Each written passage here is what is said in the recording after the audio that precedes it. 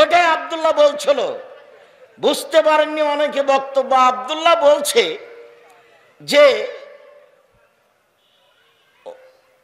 আমরা যারা মুসলিম দেশ তারা কেন বিনোদন নিয়ে মত্ত, খেলা কেন বাহারাইনে, আমরা কেন সেখানে গিয়ে খেলা দেখছি, শিক্ষা কেন নেই, সবার হাতে কেন মোবাইল।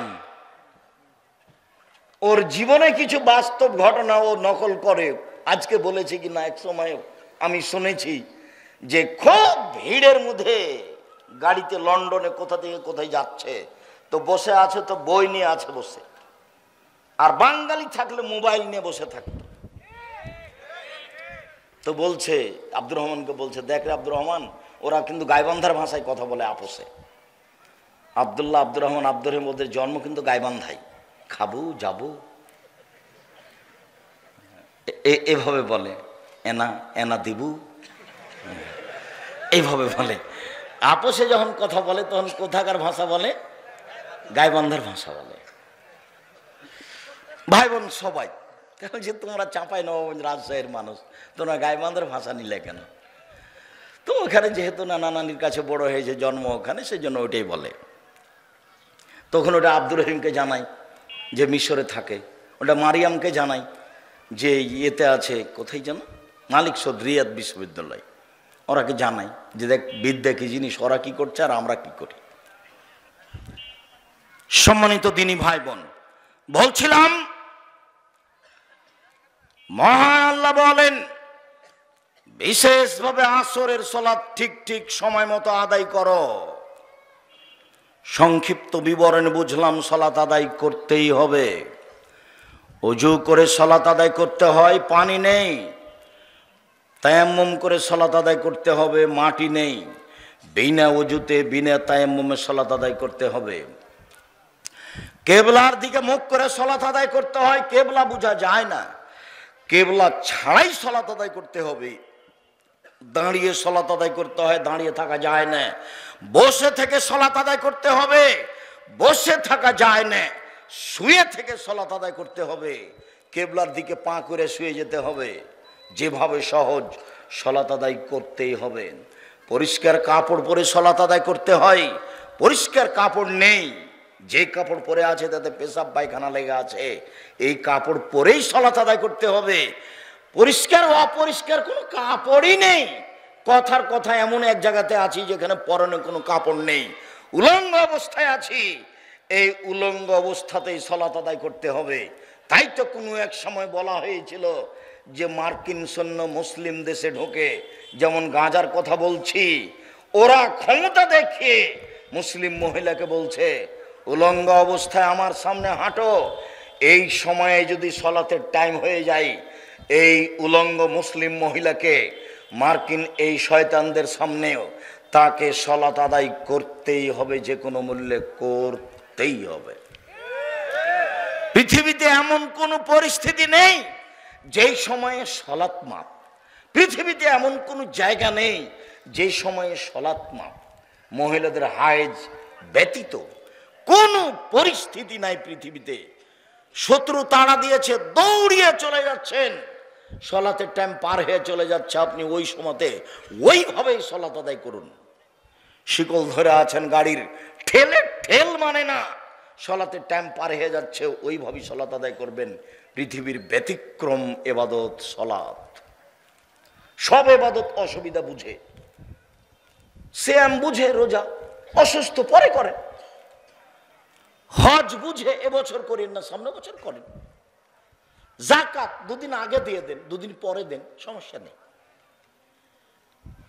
ব্যতিক্রম এবাদত সালাত। উপস্থিত বৈঠকের দিনই মুসলিম ভাই ও বোন, হে মেঘ কথা বলছো কেন? তুমি একটা মহিলা মানুষ, শরম পাও না? একবারে মুখ বন্ধ করে থাকবেন। আর একজন মহিলা যদি আপনার গায়ের উপর দিয়ে চলে যায়, তবে আপনি মুখ খুলবেন না। আপনার জন্য সালাত জরুরি। দেখুন আল্লাহ নবী বলছেন মহিলারা যদি 4টা কাজ করতে পারে জান্নাতের সব দরজা খোলা, তখন সালাত আছে। এই দেখেন, 1 5 ওয়াক্ত সালাত, 2 রমজান মাসের সিয়াম রোজা, 3 স্বামীকে মেনে চলা, 4 জেনায় লিপ্ত না হওয়া। 4টে কাজ করবে, জান্নাতের সব দরজা খোলা। তার মধ্যে সালাত আছে। 1 সালাত, 2 রোজা সিয়াম, 3 স্বামীকে মেনে চলা। তিতা লাগলেও মানতে হবে, মিঠা লাগলেও মানতে হবে। এইভাবে মাস মাস সপ্তাহ সপ্তাহ কথা বন্ধ করে থাকা যাবে না। দুনিয়ায় অনেক বড়, আপনি খোলা তালাক নিয়ে চলে যান, কোনো সমস্যা নেই। স্বামী জমিদার হোক না হলে ফকির হোক, চেয়ারম্যান মেম্বারকে বলেন ভাত খাবো না, একটা খোলা তালাক করে নেন, তার কাছে তালাকনামাটা পৌঁছে দিয়ে বাড়ি চলে যান, কোনো সমস্যা নেই। আপনার এই অধিকার আল্লাহ রাসূল দিয়ে রেখেছে। কিন্তু অধীনে থাকবেন আর খাওয়ার সময়তে বলবেন মেয়েকে তোর বাপকে ভাত দিয়ে, বৌমাকে বলবেন তোমার শ্বশুরকে পানি দিয়ে আস। কোন সময় যদি জানো 1 গ্লাস পানি নিয়ে, তো থেকস করে রেখে ভাবে চলে যাবেন। ওটা তো আব্দুর রাজ্জাক সাহেব, আমাদেরকে অত তুচ্ছ করে বলিয়েন না, আমার স্বামীরও মুখ খারাপ, আমি এটা বুঝলাম। আল্লাহ নবী বলছেন সবচেয়ে ভালো মানুষ সেই যে স্ত্রীর কাছে ভালো, সবচেয়ে বদ কমিনা সেই যে স্ত্রীর কাছে খারাপ।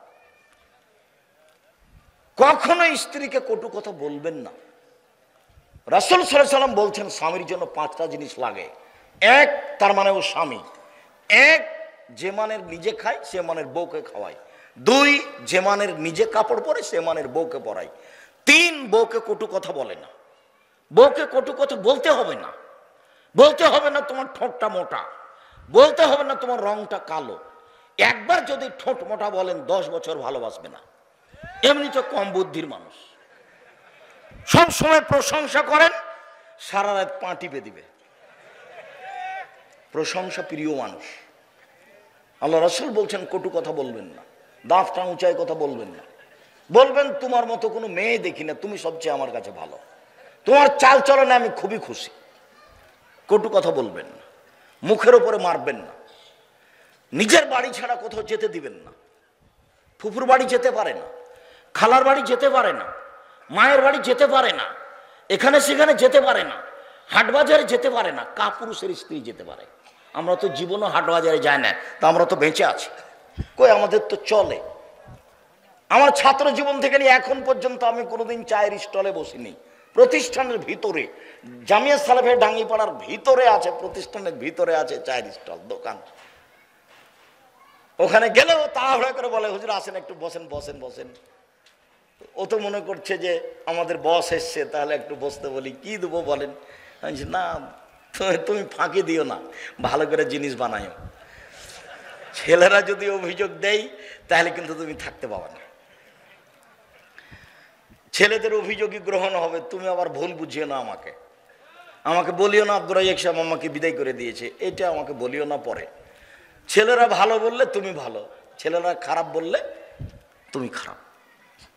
তবে একজন বললেই সেটা গ্রহণ করব তা নয়। তো কই চায়ের স্টলে না বসে তো আমরা বেঁচে আছি তো দুনিয়াতে, কোন রকম করে তো আছি। কেন আপনি আড্ডা পিটবেন? আপনাকে আমি বলেছি 4টে নসিহত থাকবে মনে, 4টে। 1, 5 ওয়াক্ত সালাত। 2, হালাল রুজি। 3, কোরআন তেলাওয়াত। 4, দুইজন যেখানে বসে আছে সেখানে বসবেন না।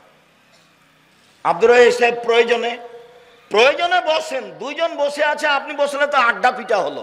এই ছেলে, তোমরা যারা পাহারা দিছো দেখতে পাও না গাড়িটা এখানে মোটরসাইকেলটা স্টার্ট দিল, এটা দেয় কি করে? তুমি কি দেখাচ্ছ আমাকে? মোটরসাইকেল ঠেলে বাইরে নিয়ে যাবে, তারপরে স্টার্ট দিবে, তুমি এত স্বাভাবিক মনে করলে? তোমরা পাহারা দাও, এখান থেকে শেষ পর্যন্ত পাহারা দাও, অযোগ্যতার পরিচয় দিও না, এরপরে আমাকে দাওয়াত দিও না। যাকে দিয়ে তোমার চলে তাকে দিয়ে দাওয়াত দাও। আমি তোমার কাছের মানুষ, এ কথাই ঠিক, তবে আমার গতি অনুযায়ী তোমাকে কাজ করতে হবে। আমি কোনোদিন মানুষকে পাপের কাজ করতে বলিনি, বলবো না। আমি বলবো না যে এক মুঠা সিগারেট নিয়ে আসে, একটা সিগারেটের প্যাকেট নিয়ে আসে, এটা আমি বলবো না। আমি বলবো নবী বলেছেন জনগণকে বসতে বলো, আমি বসতে বলছি। আল্লাহ রাসূল দাঁড়িয়ে থাকা অবস্থায় কথা বলতেন না, বসতে বলতেন, আমি তাই বলছি। একটা মানুষ এসে বলছে মাতা সাত কিয়ামত কবে হবে? তা আল্লাহ রাসূল কিছু বললেন না, নিজের কথা বলছেন। বলতে বলতে যখন কথা শেষ হয়ে গেল, আমরা সাহাবী মনে করলাম ওর উপরে রাগ করেছে, কই ওর উত্তর তো তিনি দিলেন না, ওর উপরে রাগ করেছে। তা আল্লাহ রাসূল কথা যখন শেষ করলেন 5-7 মিনিট 10 মিনিট পরে, তখন বলছে, কে জিজ্ঞাসাকারী? কিয়ামত সম্পর্কে কে জিজ্ঞাসা করলো? জি আমি। ও তুমি কিয়ামত সম্পর্কে জিজ্ঞাসা করলে? এদা দইয়াতিল আমানাত ফান্দাজের ইসাত, যেদিন 10 পয়সা ধ্বংস হবে সেদিন কিয়ামত হবে।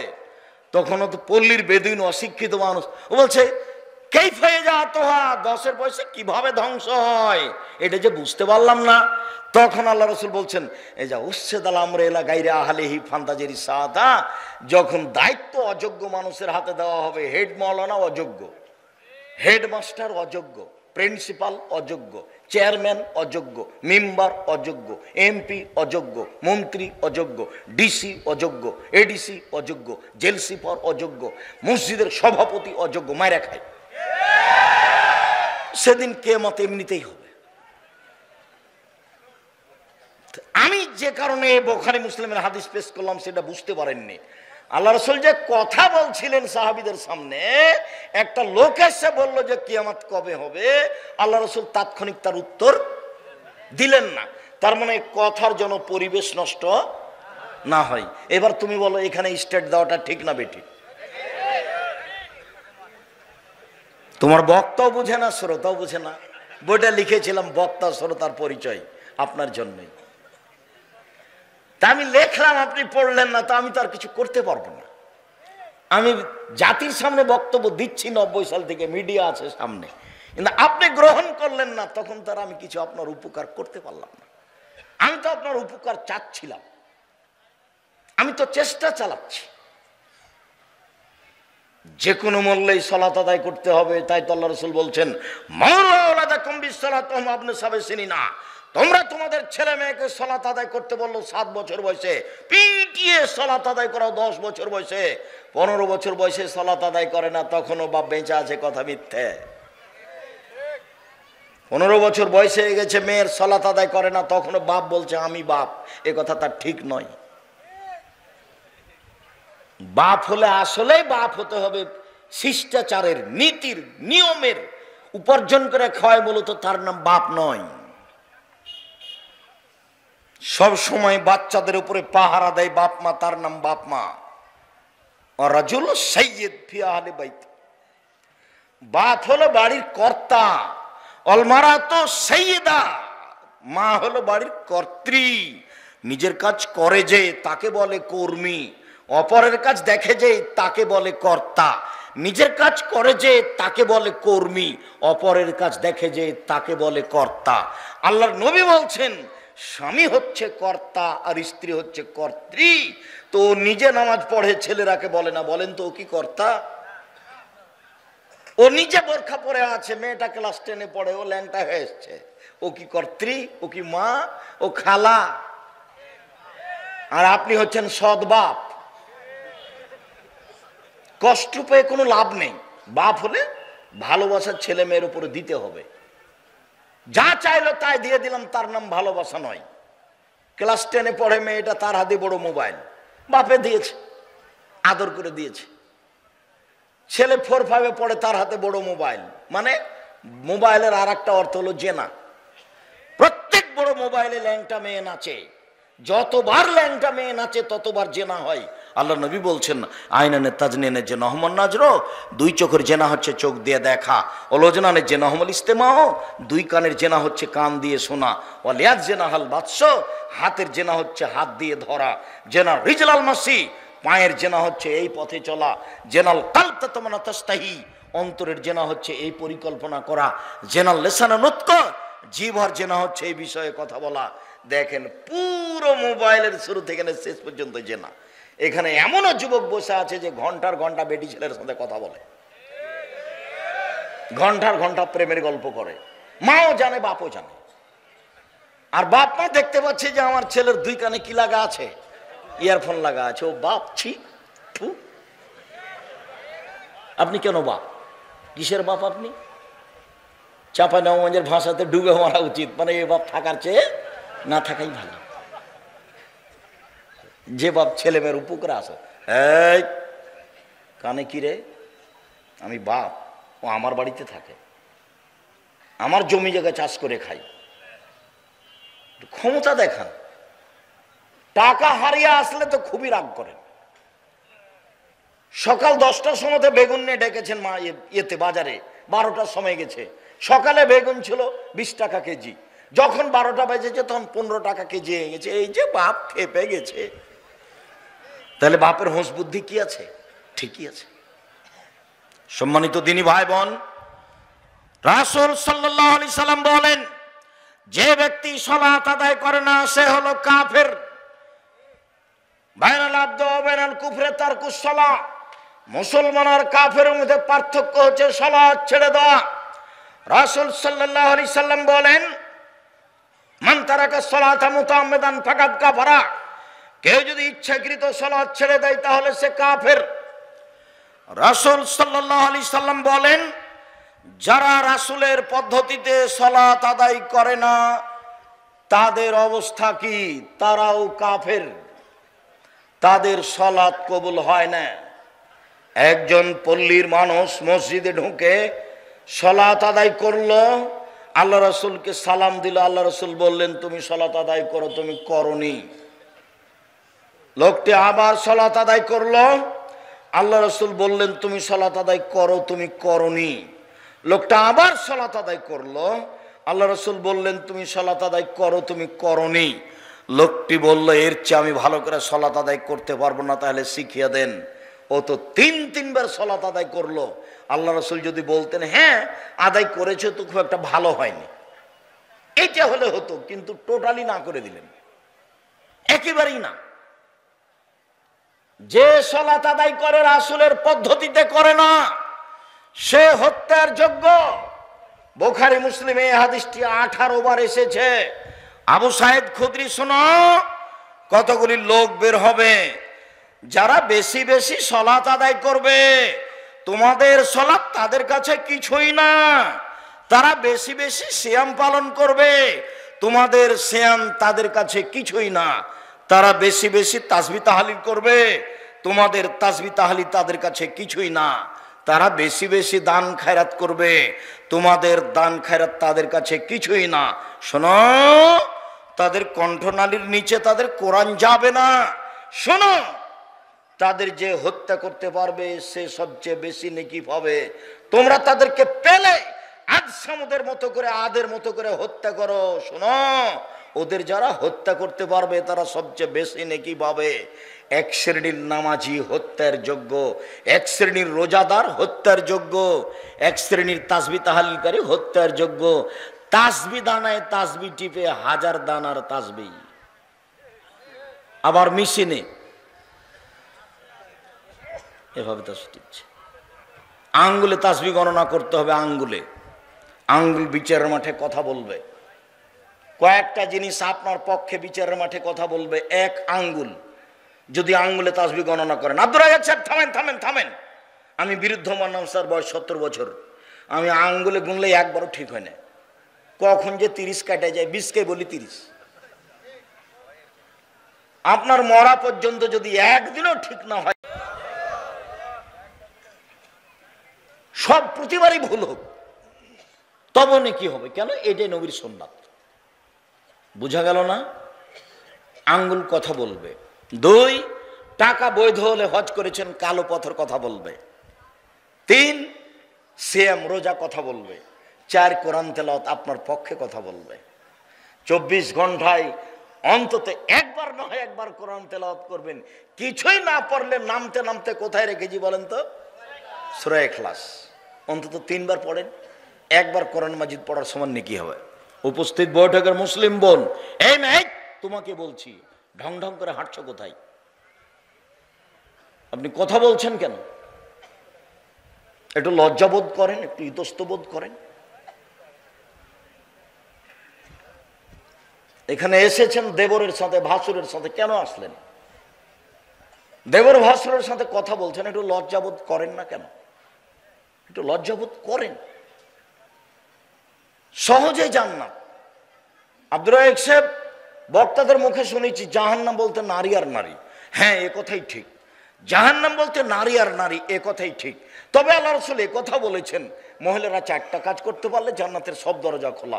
এটাও তো সহিহ হাদিস। 1 5 ওয়াক্ত সালাত, 2 রমজান মাসের সিয়াম, 3 স্বামীকে মেনে চলা, 4 জেনায় লিপ্ত না হওয়া। এইভাবে দেবরের সাথে গল্প করতে করতে আসলেন কেন? আবার দেবরের সাথে গল্প করতে করতে যাচ্ছেন কেন? আপনাকে আমি বললাম, কেউ যদি আপনার গায়ের উপর দিয়ে চলে যায়, যাক, আপনি মুখ খুলবেন না, মুখখান বন্ধ রাখেন। আব্দুর রাজ্জাক বিন ইউসুফ এসেছেন, চলো ওখানে বসার পরে মুখ খুলবো না, যা হবে হবে। একবারে টোটালি মুখ বন্ধ, এক খেয়ালে চেয়ে থাকেন, এক খেয়ালে আমার দিকে চেয়ে থাকেন। যারা সালাত আদায় করে না তারা কাফের, যারা সালাত আদায় করে রাসূলের পদ্ধতিতে করে না তারা হত্যার যোগ্য। ইমাম আহমদ ইবনে হাম্বল বলছেন, আল্লাহর নবী যে বলেছেন, উমিরতু আন উকাতিলান নাস হাত্তা ইয়াকুলু লা ইলাহা ইল্লাল্লাহুস সালাহ, যারা লা ইলাহা ইল্লাল্লাহ বলে না তাদের সাথে যুদ্ধ করব, মারবো না হয় মরবো। যারা সালাত আদায় করে না তাদের সাথে যুদ্ধ করব, মারবো না হয় মরবো। এই হাদিস দিয়ে ইমাম আহমদ ইবনে হাম্বল রাহিমাহুল্লাহ বলেছেন, 1 ওয়াক্ত সালাত ছেড়ে দিবে যেই তাকে হত্যা করতে হবে। ইমাম আবু হানিফা রাহিমাহুল্লাহ বলেছেন, 1 ওয়াক্ত সালাত ছেড়ে দিবে যে তাকে জেলখানায় বন্দি করে পিটিয়ে সালাত আদায় করাতে হবে। আমরা বলছি 1 ওয়াক্ত সালাত ছেড়ে দিবে যে সে মহাপাপী, যে কোনো মূল্যে তাকে সালাত আদায় করাতে হবে। আরবি বিদ্বানগণ বলছেন যে কেউ যদি অলসতা করে সালাত ছেড়ে দেয় তাহলে কাফের। স্ত্রী নামাজ পড়ে, স্বামী পড়ে না, তাহলে বিভাগ কেটে গেছে। চেয়ারম্যান লাগে না, মেম্বার লাগে না, এমপি মন্ত্রী লাগে না, কাজী লাগে না, বিভাগ এমনিতেই গেছে। এরা যদি মারা যায় তাহলে এদের কবর শ্মশান ঘাটে হবে, মুসলমানের কবরস্থানে হবে না, এদেরকে শ্মশান ঘাটে ফেলে দিতে হবে। এই কথাই তারা লিখেছে। দিনী ভাই বোন, এক খেলে চেয়ে থাকুন। সংক্ষিপ্ত আলোচনায় চলে আসলাম, কিভাবে সালাত আদায় করতে হবে আমার দিকে দেখুন, এক খেলে চেয়ে থাকবেন। সুন্দর করে ওযু করবেন। সুন্দর করে ওযু করলো, পায়ে হেঁটে মসজিদে গেল, সালাতের পরে তাসবিহ তাহলিল জিকির আজকার করলো। এই লোকটা হয়ে যাবে সেই দিনের মতো যেদিন তার মা তাকে জন্ম দিয়েছে। সুন্দর করে ওযু করলো, পায়ে হেঁটে মসজিদে গেল, সালাত আদায় করে বসে তাসবিহ তাহলিল জিকির আজকার করলো। এই লোকটা হয়ে গেল সেই দিনের মতো যেদিন তার মা তাকে জন্ম দিয়েছে। নিষ্পাপ হয়ে গেল। এই কথা আমি বলিনি, এই কথা মুহাম্মদ সাল্লাল্লাহু আলাইহি সাল্লাম বলেছেন। সম্মানিত দিনী ভাই বোন, সুন্দর করে ওযু করবেন, ফাঁকি দেওয়া ওযু করবেন না। এরপরে ওযুর শুরুতে বিসমিল্লাহ, শেষে ওযুর দোয়া। ওযুর দোয়া যদি বলেন আশহাদু আল্লা ইলাহা ইল্লাল্লাহু ওয়াহদাহু লা শারীকা লাহু ওয়া আশহাদু আন্না মুহাম্মাদান আবদুহু রাসূলুহু, তাহলে জান্নাতের সবটি দরজা খুলে গেছে। আর যদি বলেন আল্লাহুম্মা জালনি মিনাত তাওয়াবিন ওয়া জালনি মিনাল মুতাতাহহিরিন, নেকি হবে। কি নেকি হবে তা আল্লাহর নবী বলেননি। পেশাব পায়খানা করার সময় দোয়া পড়বেন, পানি খরচ করে পবিত্রতা অর্জন করবেন। আগে ঢেল টিস্যু পেপার, তারপরে পানি, এটা মিথ্যা কথা।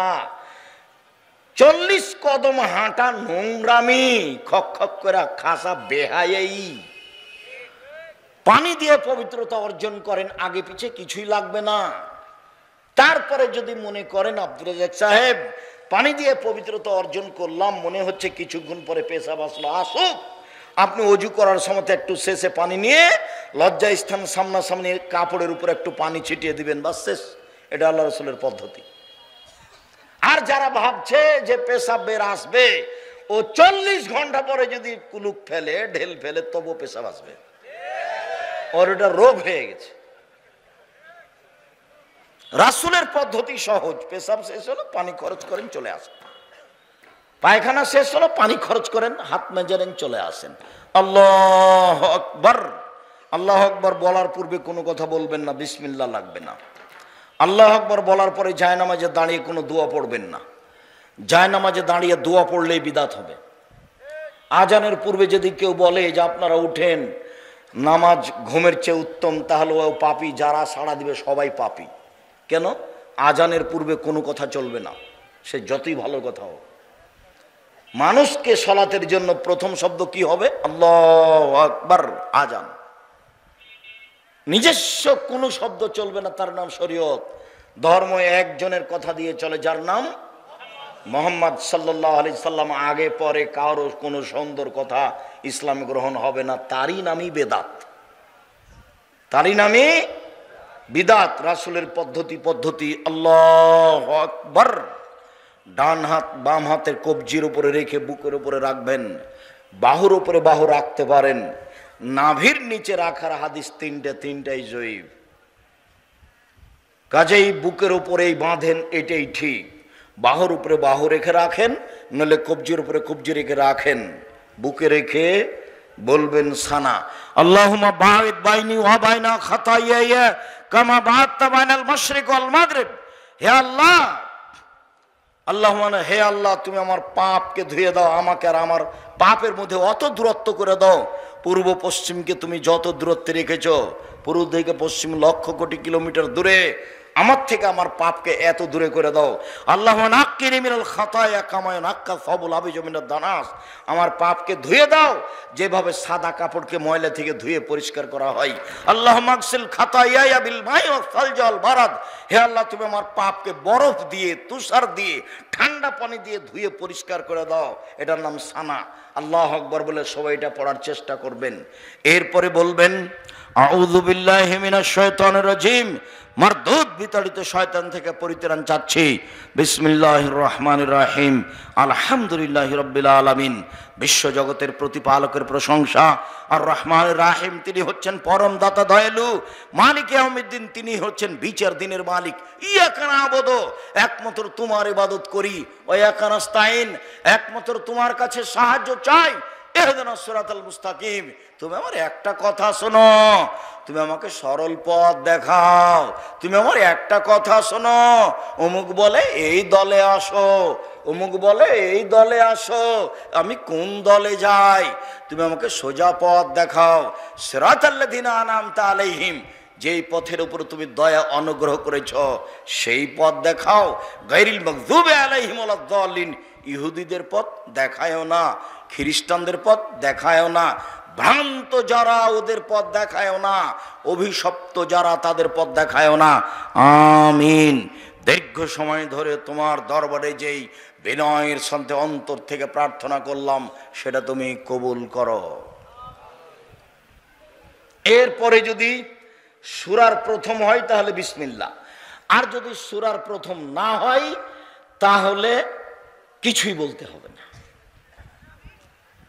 আর এমনি যখন কোরআন তেলাওয়াত শুরু করবেন, সূরার যদি প্রথমে হয় তাহলে আউযুবিল্লাহ বিসমিল্লাহ, আর যদি সূরার মধ্যেও হয় কোনো জায়গাতে তাহলে শুধু আউযুবিল্লাহ। বিসমিল্লাহির রহমানির রহিম, পরম দাতা দয়ালু নবী, আরম্ভ করলাম যে কোনো একটি সূরা। কুল আল্লাহু আহাদ, হে নবী আপনি বলুন আল্লাহ একক, আল্লাহু সামাদ, আল্লাহ নিরপেক্ষ মুখাপেক্ষীহীন। লাম ইয়ালিদ, তিনি কাউকে জন্ম দেননি। ওয়ালাম ইউলাদ, তিনি কারো থেকে জন্ম নেননি। ওয়ালাম ইয়াকুল্লাহু কুফুয়ান আহাদ, তার সমকক্ষ কেউ নেই। এ বলে আল্লাহু আকবার, হাত দুটি আবার এই পর্যন্ত উঠাবেন, কাঁধ সামনাসামনি, আঙ্গুলগুলি জমা জমা থাকাই ভালো। এই পর্যন্ত উঠিয়ে হাত এ পর্যন্ত উঠে রুকুতে চলেন। রুকুতে যাওয়ার পূর্বে আপনার সাথে জরুরি কিছু কথা। একবারে হাত দুটা রডের মতো সোজা হয়ে থাকবে, আপনি, আপনার স্ত্রী, আপনার বোন সবারই। আর কোমর থেকে সামনের ওজন হাতের উপরে থাকবে, আঙ্গুল খোলা খোলা থাকবে, হাঁটু চেপে ধরে থাকবেন। মাথা উঁচুও হবে না, মাথা নিচুও হবে না, পিঠের লম্বা হাতটা একবারে সোজা হয়ে থাকবে, রডের মতো হয়ে। মাথা এইভাবে সোজা হয়ে থাকবে। আপনি বলবেন সুবহান রাব্বিয়াল আযীম, উঁচু আল্লাহর পবিত্রতা বর্ণনা করছি একাধিকবার, 3 বার 5 বার 10 বার, একটাও বর্ণনা ঠিক নাই, যে যা পারে বলবেন সুবহুন কুদ্দুসুন রব্বুল মালাইকাতুর রূহ, তুমি পাক, তুমি পবিত্র, তুমি ফেরেশতার প্রতিপালক, তুমি জিবরাইলের প্রতিপালক। নইলে আপনি বলবেন সুবহানাকা আল্লাহুম্মা রাব্বানা ওয়া বিহামদিকা আল্লাহুম্মা ইগফিরলি, তোমার প্রশংসা সহকারে তোমার পবিত্রতা বর্ণনা করছি, আমাকে ক্ষমা করো। যতবার পারবেন বলেন। এরপরে বলেন সামি আল্লাহু লিমান হামিদা, এই পর্যন্ত হাত উঠিয়ে বলবেন আল্লাহ ওই লোকের প্রশংসা শুনলো যে তার প্রশংসা করলো, বরকতময় তার প্রশংসা, মঙ্গলময় তার প্রশংসা, অনেক তার প্রশংসা, মিনাস সামাতে আকাশ পরিমাণ প্রশংসা, মিনাল আরজ জমিন পরিমাণ প্রশংসা, মিলা বাইনাহুমা আকাশ জমিনের যে মধ্যে যে ফাঁকা রয়েছে এই পরিমাণ প্রশংসা, মিলামা শেতামিন শাইন বাদো, এরপরে যা চাও তাই, এরপরে যা চাও তাই, যত প্রশংসা চাও তত তোমার প্রশংসা। দাঁড়িয়ে দাঁড়িয়ে বলার পরে হাত রুকু থেকে উঠে ছেড়ে দেন, এভাবে উঠিয়ে রাখবেন না, বুকে বাঁধবেন না। আরো অনেকে যে বাঁধছে, বাঁধুক। আমাদের দীর্ঘ ২৬ বছরে কোনোদিন আমরা এই হাদিস পেশ করতে পারিনি। ২৬ বছর থেকে ফতোয়া লিখছি, ৬ বছর থেকে ফটোবোধ পরিচালনা করি। তাতে আমাদের কাছে রুকু থেকে উঠে হাত বাঁধতে হবে এর প্রমাণ আমরা পেশ করতে পারিনি। ছেড়ে দেওয়া হয়েছে, বাস। রুকু থেকে উঠলে সব হাড়ের জোড়কে স্ব স্থানে যেতে হবে। তা আমি যদি এখন বুকে বাঁধি তাহলে এই হাড় স্ব স্থানে যায়নি, আমি যদি ছেড়ে দিই তাহলে স্ব স্থানে গেছে। বোঝা গেল না কথা? রুকু থেকে উঠলে সব হাড়ের মাথাকে কোথায় যেতে হবে? স্ব স্থানে, নিজ নিজ স্থানে যেতে হবে। আমি এখন এভাবে ধরে আছি, নিজ স্থানে যাবে কি? ফাঁকা থেকে গেছে। আর যদি ছেড়ে দিই স্ব স্থানে গেছে। আল্লাহ নবী বলছেন রুকু থেকে উঠলে সব হাড়ের মাথাকে স্ব স্থানে যেতে হবে। চলেন এবার সিজদায়। সিজদায় যাওয়ার পরে আপনার সাথে জরুরি কয়েকটি কথা। রাসূল সাল্লাল্লাহু আলাইহি ওয়াসাল্লাম বলছেন উমিরতু নাসজুদা সাবাতে আযাম, আমাকে আদেশ করা হয়েছে 7 হাড়ের উপরে সিজদা করব। নাক কপাল 1, 2 হাত 3, 2 হাঁটু 5, 2 পায়ের বৃদ্ধাঙ্গুল 7। আমাকে 7 হাড়ের উপরে সিজদা করতে বলা হয়েছে। নাক কপাল 1, নাক আগে না কপাল আগে এটা বিবেচনার প্রয়োজন নেই। আগে যেটাই যে দুটাই লেগে থাকবে মাটিতে, বোঝা গেল না? দুটাই মাটিতে লেগে থাকবে। নাক কপাল 1, 2 হাত 3, 2 হাঁটু 5, 2 পায়ের বৃদ্ধাঙ্গুল 7, 7টা লেগে থাকবে। সিজদার সময় কখনো গাও হাত চুলকাবেন না। যদি গাও হাত চুলকাতে হয় সিজদা থেকে উঠে আসেন তারপরে। কেন? সিজদার সময় যদি গাও চুলকাতে যান এক হাত দিয়ে, তাহলে এখন কয়টা মাটিতে লেগে আছে? 6টে। আদেশের উল্টা হয়ে গেছে। যদি সিজদার সময় পা দিয়ে পা চুলকান তাহলে কি হবে? 6টা হয়ে যাবে। আর যদি একসাথে পা দিয়ে পা চুলকান আবার হাত দিয়ে যদি গাও চুলকান তাহলে এবার আরো কমে গেছে। এই জন্য এটা এই সময় কিছু করা হবে না। আর বললেন আমাকে চুল কাপড় জড়িয়ে দিতে নিষেধ করা হয়েছে। কোনো সময় জামার হাত জড়িয়ে সালাত আদায় করবেন না, খুলে রাখবেন। পায়জামা প্যান্ট কোনো সময় নিচে জড়াবেন না, যদি জড়াতে হয় উপরে। আর মনে রাখেন 3 শ্রেণীর মানুষের সাথে আল্লাহ বিচারের মাঠে কথা বলবেন না। আল্লাহ কিন্তু অনেক বড় দয়ালু। এরপরেও 3 শ্রেণীর মানুষের সাথে আল্লাহ কথা বলবেন না। তার 1 শ্রেণীর মানুষ যাদের পায়জামা প্যান্ট লুঙ্গি টাকনোর নিচে থাকে। আগামীকাল সন্ধ্যা হতে হতে সব প্যান্ট কেটে ফেলতে হবে। এর সাথে আপোষ কিছু নেই। বউ বলছে কি যে তুমি পরো, ঠেঙ্গা ঠেঙ্গা লাগে, বলুক। মেয়ে বলছে, বোনেরা বলছে, বলুক, যে যা বলে বলুক। একদিন দেখেছিলাম বয়স 40, এখন দেখছি 60। তারপরে দেখবো একদিন নেই। তো বউ সাথ দিবে না বোনেরা সাথ দিবে? কে সাথ দিবে? কেউ না। দেখতে দেখতে দেখবেন হঠাৎ, আরে আমি সেই দিন বক্তব্য শুরু করলাম তাই নাকি 33 বছর চলছে। আমিও অবাক। এই তো সেদিন এই এলাকায় এসেছিলাম। আব্দুল সামাদ সালাফি বলছেন আব্দুর রাজাক শীতের দিন একটু পোশাক পরো, এইভাবে বক্তব্য দিচ্ছ কেন? ক্ষতি হয়ে যাবে। তা আমি তার কথাটাকে হিসাব করলাম না। কেন আমাকে বলছে? দুরুল হুদা আইয়ুবী বলছেন এই বেটা দেখি তুই বক্তব্য দেওয়ার আগেও কথা বলিস বেটা, পরেও কথা বলিস বেটা, মরবি রে তুই, মরবি, কয়দিন বাঁচবি রে তুই? বক্তব্য দিয়ে ফল খাবি বেটা, কথা কম বল। 65 বছর থেকে বক্তব্য দিচ্ছি বেটা, 65 বছর থেকে। কে বলছে এগুলো বলেন তো? দুরুল হুদা আইয়ুবী, আল্লাহুম্মা গফির লাহু ওয়ারহামহু। ওনারা পুরাতন মানুষ। শেষের সময় আমার সাথে দেখা হয়েছে। আমি বক্তব্য দিতে যাওয়ার আগে দেখি সব মানুষ আমার পাশে বসে আছে, গল্প চলছে, কে কি বলছে ফতোয়া ফারাইজ। উনি ঘর থেকে বের হয়ে দেখলেন, দেখি আব্দুর রাজ্জাকের চতুর্দিকে মানুষ বসে আছে। বক্তব্য দিয়ে যখন নেমে আসি মানুষ পিছে পিছে আসে, যেখানে বসি সেখানে ভিড় লাগিয়ে দেয়। তখন এগুলো বলছেন যে এগুলো এত কথা বলিস না বেটা, আগেও বলিস না পরেও বলিস না বেটা, তাহলে একটু কথা বলতে পারবি বেশি দিন, আর ফল খাবি বেটা। একবার মনে হচ্ছে এখনকার কথা। আর দুরুল হুদা আর আব্দুস সাত্তার 30 আলী বলছেন এভাবে গায়ে হাত দেয়, হ্যাঁ ছোট ভাই মুহাদ্দিস মানুষ, হাদিস বর্ণনা করে, দোয়া করি আল্লাহ তুমি ছোট ভাইকে মুহাদ্দিস হিসাবে কবুল করো।